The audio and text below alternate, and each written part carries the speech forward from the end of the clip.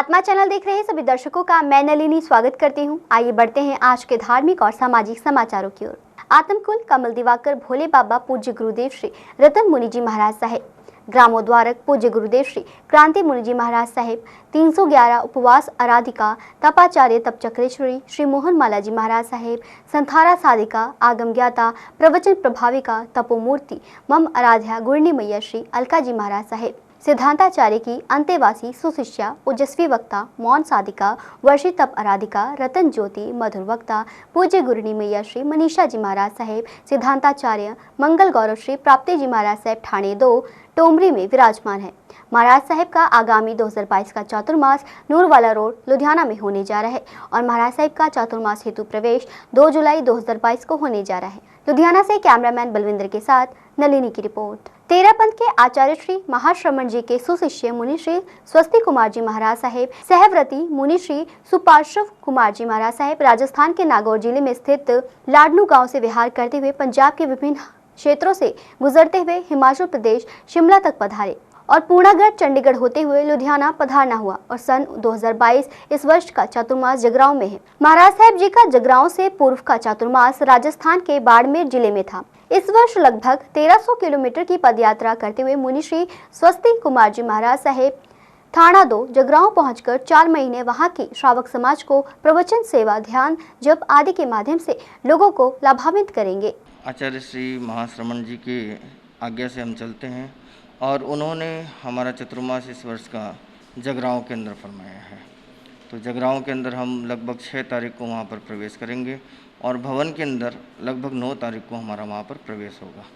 तो जगरांव क्षेत्र हम पंजाब में पहली बार आए हैं और यहाँ पर अब जगरांव क्षेत्र में जाने के पश्चात तो उससे पहले चंडीगढ़ से विहार करते हुए हम लुधियाना आए हैं और लुधियाना के अंदर 2-3 दिन रुक करके फिर आगे की तरफ प्रस्थान करेंगे। महाराज साहब आपका 2021 का चातुर्मास कहाँ था? 2021 का चतुर्मास बाड़मेर के अंदर था, जो राजस्थान का बॉर्डर है पाकिस्तान बॉर्डर के, तो वहाँ पर हमारा पिछला चतुर्मास था। महाराज साहब जैसे कि 6 तारीख को आपका भव्य प्रवेश है जगरांव में, तो वहाँ पर चातुर्मास है आपका, तो क्या कहेंगे चातुर्मास के बारे में? चातुर्मास क्या होता है और ये क्यों आवश्यक होता है चातुर्मास? जैन साधना पद्धति के अंदर कहा गया है कि जो साधु होते हैं पाद विहरण करते हैं, पैदल चलते हैं। तो पैदल चलते हैं तो 8 महीने तो वह पैदल चलते हैं, विहार करते हैं, अलग अलग क्षेत्रों में प्रस्थान करते हैं और 4 महीने एक जगह स्थित होते हैं। श्रावण महीना, भाद्रव महीना, आसोज और कार्तिक महीना, 4 महीना एक जगह स्थित होकर के साधना करते हैं और जन कल्याण के लिए प्रवचन आदि भी करते हैं, जिससे लोगों की जागृति बनी रहे, लोगों का आत्म कल्याण की दिशा में वो प्रस्थित हो सके। इसलिए वहाँ पर जाकर के हम वहाँ धर्म ध्यान की या आत्म कल्याण की बात उनको बता करके उनको एक मार्ग प्रशस्त करने का प्रयास करते हैं। तो हम बाड़मेर से चल कर के और बिदासर लाडनू होते हुए यहाँ पर आए हैं। तो यहाँ पर हमारा मुख्य उद्देश्य यही है कि चतुर्मास किस प्रकार से सफल हो सकता है, उसका एक ही उद्देश्य है कि कितने लोगों को हम अध्यात्म की दिशा में प्रेरित करते हैं या कितने लोग उस दिशा के अंदर आगे बढ़ कर के शांति और समाधि का अनुभव करते हैं, वह हमारा एक विशेष लक्ष्य रहता है। तो उस लक्ष्य के साथ में हम चतुर्मास कर रहे हैं। तो चतुर्मास ये हमारा तो एक साधना की पद्धति है। तो 8 महीने विहार करते, 4 महीने एक जगह पर स्थित रहते हैं, ये हमारी चतुर्मास का विधान। महाराज साहब जैसे कि आपने बताया कि आपका पहली बार पंजाब आना हुआ है, तो पंजाब आकर खास करके लुधियाना आकर आपको कैसा महसूस हो रहा है यहाँ के लोगों से मिल करके, यहाँ के संघ से मिल करके? हाँ, पंजाब बहुत बड़ा क्षेत्र है। हमने विचरण किया है तो काफ़ी क्षेत्रों का हमने स्पर्शन किया है। जब हम राजस्थान से आए थे तो भटिंडा होते हुए, तपा मंडी आदि होते हुए क्षेत्र का स्पर्शन करते हुए, गोविंदगढ़ होते हुए फिर हम चंडीगढ़ की तरफ गए और चंडीगढ़ जाने के बाद में एक पता चला तो हमने शिमला भी यात्रा की। शिमला की यात्रा करने के बाद वापस चंडीगढ़ से यहाँ पर लुधियाना आए हैं। तो अब जगरांव भी क्षेत्र नज़दीक ही रह गया है, ज़्यादा दूर नहीं है, इसलिए 2-3 दिन यहाँ प्रवास होगा। लेकिन यहाँ के लोगों के अंदर अच्छी श्रद्धा भक्ति भावना है और वह भक्ति भावना और निरंतर प्रवर्धमान हो, बढ़ती रहे, ऐसी मैं मंगल कामना करता हूँ। लगभग मैं 16 वर्ष का था तब मेरी दीक्षा आचार्य श्री महाश्रमण जी से हुई थी और वो दीक्षा लगभग हुई थी उस समय 43 दीक्षा एक साथ बिदासर में हुई थी। तो उम्र तो छोटी या बड़ी वैसे दिख सकती है, किंतु अध्यात्म की जहाँ बात आती है, साधना की जहाँ बात आती है, तो उसको हम उम्र के साथ नहीं तोल सकते हैं। और दीक्षा की जो भावना मेरे भीतर प्रस्फुटित हुई उसको फिर वैराग्य तक पहुंचाने में, मुझे आगे बढ़ाने में, साधु बनाने में पूरा का पूरा सहयोग जो मेरे काका जी हैं संसार पक्षी स्वस्तिक मुनि जी, आपका पूरा सहयोग रहा और गुरुदेव की कृपा से मेरी दीक्षा बहुत जल्दी ही हो गई और मुझे बहुत बहुत आनंद है साधना के अंदर। तो आपके जो बाकी अपने मम्मी पापा या फिर बाकी परिवार है, उनका क्या रिएक्शन था जब आपने बोला कि आपने दीक्षा लेनी है? देखो, आप जब भी कोई निर्णय लेते हो ना, चाहे निर्णय शादी का हो चाहे निर्णय दीक्षा का हो सकता है कि कभी आपको सपोर्ट भी मिले और कभी आपके निर्णय का विरोध भी हो सकता है। तो ठीक ये स्थितियाँ कुछ मेरे साथ रही। जब दीक्षा की मैंने बात कही तो परिवार वालों का एक बार के लिए सपोर्ट नहीं था इस चीज़ के लिए, बोले नहीं दीक्षा के लिए नहीं। किंतु धीरे धीरे जब उनको समझाया, जब उन्होंने मुझे कुछ तोला होगा, जब मेरे अपने निर्णय कुछ पक्के थे, तो फिर उनका सपोर्ट भी था। और आखिर कोई भी विवेकवान व्यक्ति ये समझ सकता है कि कौन सा रास्ता सही है और कौन सा रास्ता गलत है, और यदि हम किसी को सही रास्ते पर जाने से रोकते हैं तो शायद वो जाने वाला तो सही है किंतु रोकने वाला गलत हो जाता है। तो लुधियाना से कैमरामैन बलविंदर के साथ नलिनी की रिपोर्ट। समाज में बहुत से लोग समाज भलाई के कार्य करते हैं, लेकिन आज हम आपको एक अनोखी सेवा के बारे में बताने जा रहे हैं। शाही लिबास के ऑनर फूलचंद जैन, जो कि जैन साधु साध्वियों के प्रति ऐसी श्रद्धा रखते हैं जिसमें वह साधु संतों को वस्त्र और पात्र इत्यादि भेंट कर सेवा का लाभ लेते हैं। इतना ही नहीं, उनके द्वारा श्रावकों को भी मुंह पत्ती, सामायिक वस्त्र आदि फ्री में दिया जाता है और यह सामाजिक कार्य वह 50 साल से भी अधिक समय से कर रहे हैं। हम 40-50 साल से कर रहे हैं शायद रायकोट। हाँ जी। साथ में आप पात्र भी देते हैं? पात्र जो भी चीज़ जरूरत हो गई, किस तरह भी चीज़ की जरूरत हो, पात्र वस्त्र वगैरह मुखपत्ती जो भी चीज़ है सब महाराज जी को बहराते हैं। अभी हमने देखा आप महाराज साहब को देने आए थे, वस्त्र देने आए थे, तो महाराज साहब मना कर रहे थे, तो इस पे क्या कहेंगे आप? महाराज मना कर रहे, जिस चीज़ की जरूरत होगी वो महाराज ले लेंगे। तो इन्होंने फिर 4 महीने चौमासा इन्हों का जिगराऊँ है, फिर इन्होंने 4 महीने कुछ चीज़ कपड़ा वगैरह लेना नहीं, जो चीज़ की जरूरत होगी वो आज मुझसे ले लेंगे। लुधियाना में आप ही एक ऐसे शख्स हैं जो कि सभी गुरुओं भगवंतों को ऐसे सेवा कर रहे हैं उनकी इस तरीके से। तो ये बताइए कि जो महाराज साहब है, बाकी जैसे अभी हमने महाराज साहब का रिएक्शन देखा, वो मना करे थे, इसके अलावा जो बाकी महाराज साहब है उनका क्या रिएक्शन होता है? वो क्या वो सब ऐसे जाते हैं। बहुत से साधु संत दुकान पर भी हमारे शोरूम में आ जाते हैं। शाही लिबास काले रोए लुधियाना में, तो जैन स्थान के नीचे एक हमारा लिबास का शोरूम है, वहाँ भी साधु संत वहाँ आ जाते हैं। जो दुकान पर नहीं आ सकते वो मैं जहाँ भी साधु संत ठहरे हुए होते हैं वहाँ ले जाता हूँ। जो भी चीज़ की जरूरत हो वहाँ उनको बढ़ा देता हूँ। आपने जैसे बोला 40 से 50 साल हो गए हैं आपको ऐसे सेवा करते हुए। हम रायकोट से आए हैं। हमारा कपड़े का ही काम, जद्दी काम वहाँ कपड़े का है। हम शुरू से महाराज जी को कपड़े बनाते हैं, 60-70 साल से बना रहे हैं। जिस चीज़ की लोड़ है वो देते हैं। हमारा रायकोट में अब काम है, हम रायकोट से उन्हें 30-35 साल हो गए, हम यहाँ लुधियाने आ गए यहाँ पर। और जिस चीज़ की जरूरत हो महाराज जी को वो हम मुहैया कर देते हैं। महाराज जी को जिस चीज़ की जरूरत होवे वो भी हम महाराज जी को सप्लाई कर देते हैं। कपड़े के अलावा भी जो चीज़ की जरूरत होवे, जहाँ भी महाराज जहाँ भी है उनको भी बाहर से भी जब महाराज जी कोई आ जाता है फिर ये चीज़ भेज दो, ये चीज़ वो भी वहाँ पर हम भेज देते हैं। लुधियाना से कैमरामैन बलविंदर के साथ नलिनी की रिपोर्ट। इस्कॉन लुधियाना एवं भगवान जगन्नाथ रथ यात्रा महोत्सव कमेटी द्वारा 1 जुलाई 2022 को दिन शुक्रवार को रथ यात्रा निकाली जा रही है, जिसके संबंध में एक बैठक का आयोजन सिविल लाइंस में किया गया। इस मौके आयोजकों ने बताया कि यह रथ यात्रा जगरावपुर स्थित श्री दुर्गा माता मंदिर से शुरू होकर लुधियाना के विभिन्न स्थानों से होती हुई आरती चौक में संपन्न होगी। समझदा कि भगवान दा नाम ਜਦੋਂ ਮਰਜੀ ਸਾਡੇ ਗ੍ਰੰਥ ਕਹਿੰਦੇ ਆ, ਜਦੋਂ ਮਰਜੀ ਜਿੱਥੇ ਮਰਜੀ ਜਿਹੜੀ ਮਰਜੀ ਅਵਸਥਾ 'ਚ ਤੁਸੀਂ ਲੈ ਸਕਦੇ ਹੋ।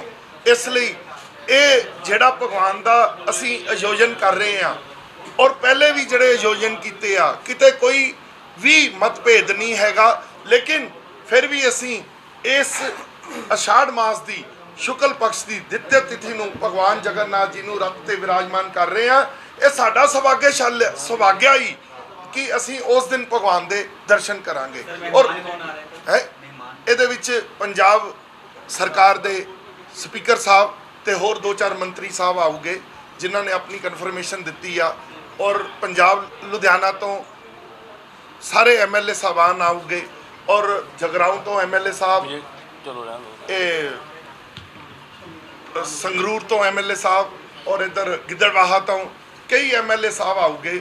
ਜਦੋਂ ਅਸੀਂ ਗਿੱਦੜਬਾਹਾ ਸਾਹਿਬ ਦੇ ਇਹ ਐਮਐਲਏ ਸਾਹਿਬ ਨੂੰ ਜਗਨਨਾਥ ਰਥ ਯਾਤਰਾ ਬਾਰੇ ਦੱਸਿਆ, ਉਹਨਾਂ ਨੇ ਕਿਹਾ ਕਿ ਮੈਨੂੰ ਪਤਾ ਹੈ ਕਿ ਲੁਧਿਆਣਾ 'ਚ ਬਹੁਤ ਵੱਡੀ ਰਥ ਯਾਤਰਾ ਹੋ ਰਹੀ ਆ, ਮਤਲਬ ਇਹਦਾ ਕੋਈ ਪ੍ਰਚਾਰ ਪ੍ਰਸਾਰ ਕਰਨ ਦੀ ਲੋੜ ਨਹੀਂ ਹੈਗੀ ਕਿ ਜਗਨਨਾਥ ਰਥ ਯਾਤਰਾ ਕੀ ਹੈਗੀ ਆ, ਔਰ ਰਥ ਯਾਤਰਾ ਮਹੋਤਸਵ ਕਮੇਟੀ ਕੀ ਕੰਮ ਕਰ ਰਹੀ ਆ, ਇਸਕੌਨ ਕੀ ਕੰਮ ਕਰ ਰਿਹਾ। ਜੇ ਇਸਕੌਨ ਇਸ ਲੈਵਲ ਦੇ ਕੰਮ ਕਰ ਰਿਹਾ, ਸਾਡੇ ਰਾਸ਼ਟਰਪਤੀ ਜਿਹੜੇ ਭਾਰਤ ਦੇ ਰਾਸ਼ਟਰਪਤੀ ਆ, ਉਹ ਅੱਜ ਸਾਨੂੰ ਪ੍ਰਸ਼ੰਸਾ ਪੱਤਰ ਦੇ ਰਹੇ ਆ ਇਸਕੌਨ ਨੂੰ ਕਿ ਤੁਸੀਂ 160 ਰਥ ਯਾਤਰਾਵਾਂ ਦਾ ਆਯੋਜਨ ਕਰਕੇ, ਔਰ 100 ਦੇਸ਼ਾਂ 'ਚ ਹੋ ਰਿਹਾ ਰਥ ਯਾਤਰਾ 'ਚ।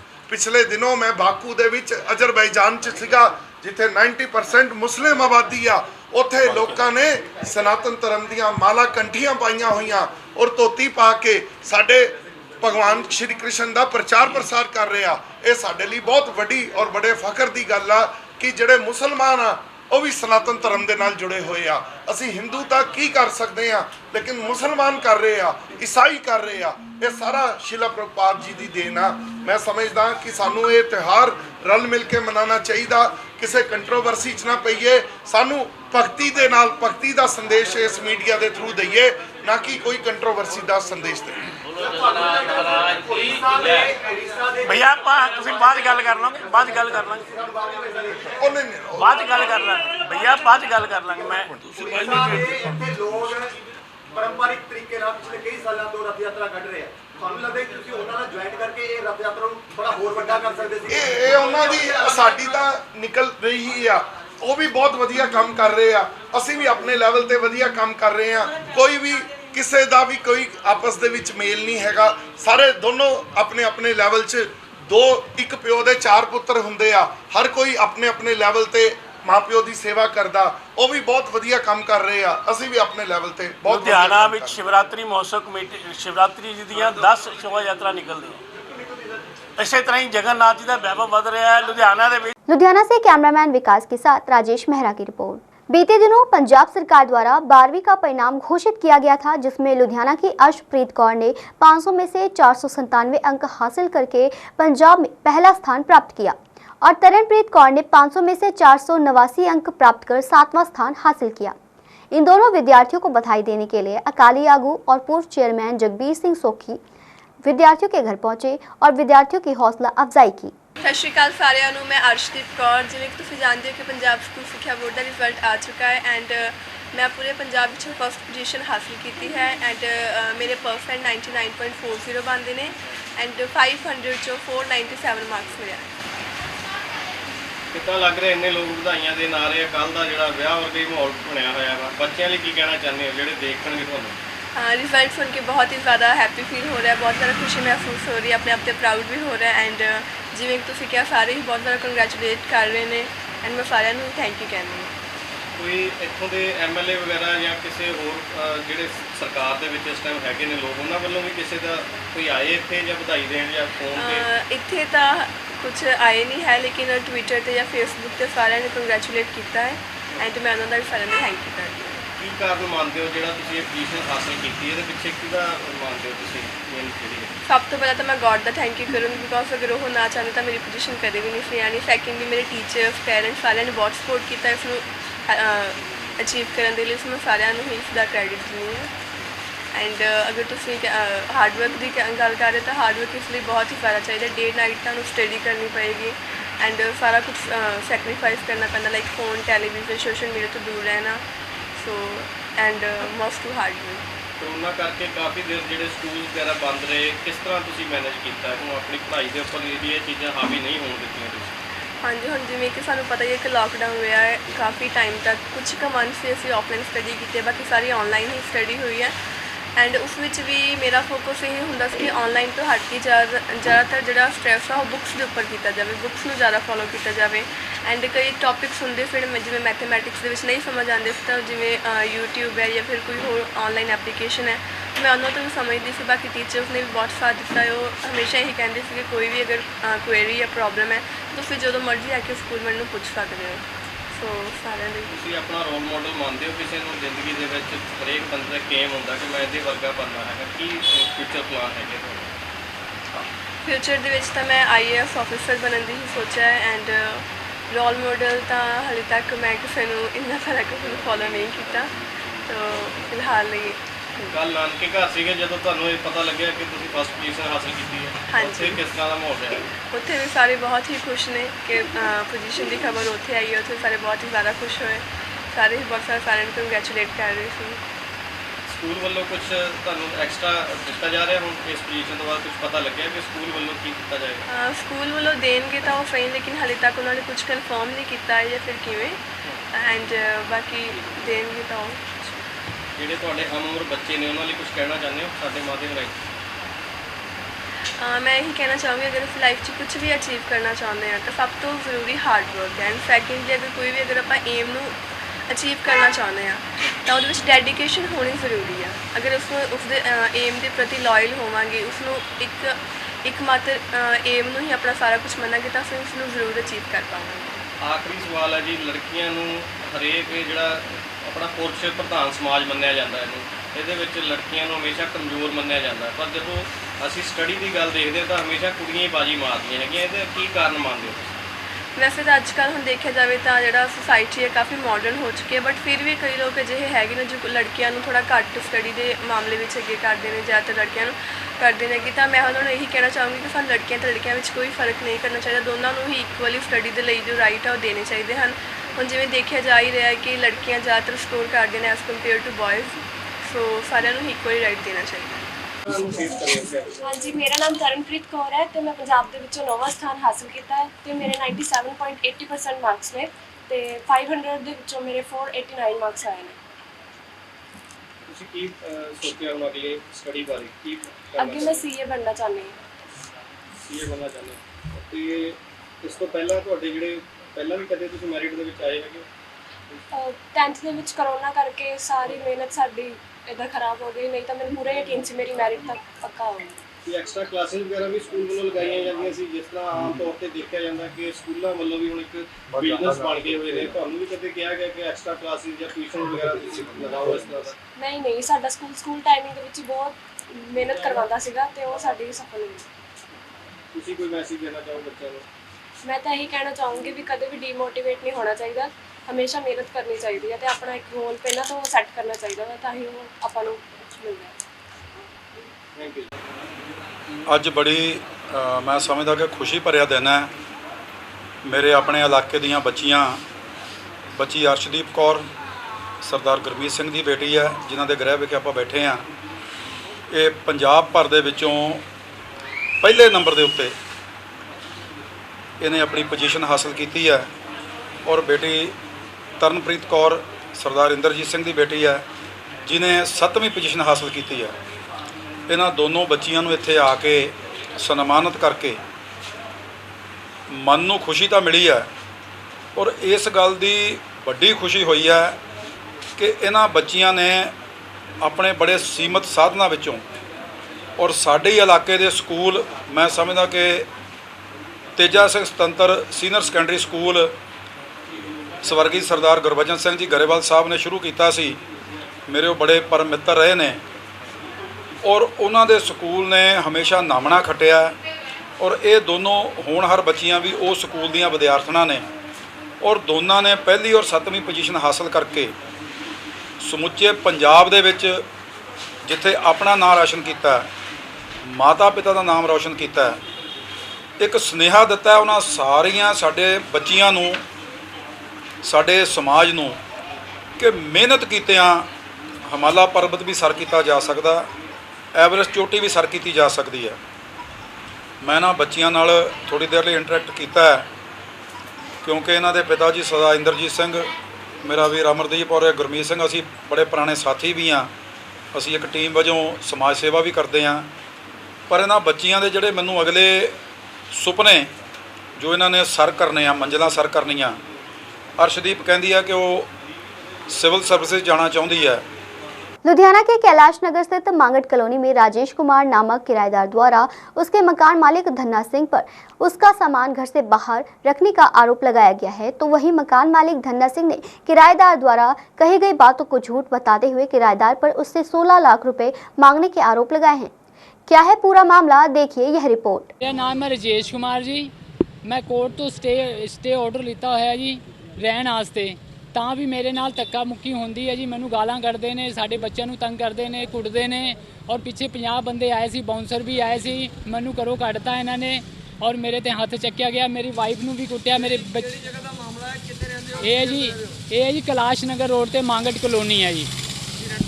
ਹਾਂਜੀ, ਰੈਂਟ ਤੇ ਰਹਿਣਾ ਜੀ। ਮੈਂ 10 ਸਾਲ ਤੋਂ ਰਹਿੰਦਾ ਪਿਆ ਜੀ। ਰਾਤ ਮੈਂ ਹੈ ਨਹੀਂ ਸੀ ਜੀ, ਮੈਂ ਗਿਆ ਸੀ ਚੰਡੀਗੜ੍ਹ किसी काम के सिलसिले दे विच, तो मेरी वाइफ तो मेरे बच्चे ठीक नहीं सी। मैं किसी के घरे छड़ के गया सी, तो फिर उन्होंने रात मेरे घर का दरवाज़ा तोड़ के, ताला तोड़ के सारा समान मेरे गली के बाहर रखता जी। थाने मैं हूँ जी रिपोर्ट लिखाई है, आके अपने दरखास्त दी है। नहीं सर, मैं रात नहीं सीगा, मैं 12 बजे रात आया वहाँ चंडीगढ़ तो मैनू सवेरे पता लग्या कि मेरे घर का ताला तोड़ के सारा समान बाहर कट दिता गया। मैं इंसाफ चाहिए जी, मैंने उत्थे रहना वा। तो देखो मैं कोर्ट तो स्टे भी लिता होया, तां भी मेरे नाल धक्का किया जाता वा और मार कुट करते हैं। और कोर्ट तो तौहीन है कि असी कोर्ट के विच पहुँचे हुए हैं, तां भी साडी सुनवाई नहीं हो रही है। मैं CP दफ्तर गया सीगा, SI को भी गया, सारे को मिलता पे, रोज़ थाने आता पे, तां भी मेरी कोई सुनवाई नहीं हो रही सर। हाँ जी, मिले हैं जी। वो कहते पे ने कोई नहीं कार्रवाई करांगे जी, देखांगे चलते हैं जी। मैं क्या चलो मौके ते देखो मेरा सारा समान बाहर पिया होया गली दे विच, असी बच्चे नूं कित्थे लैके जाइए? मांगट कलोनी है जी। मैं 10 सालों तो रह रहा जी।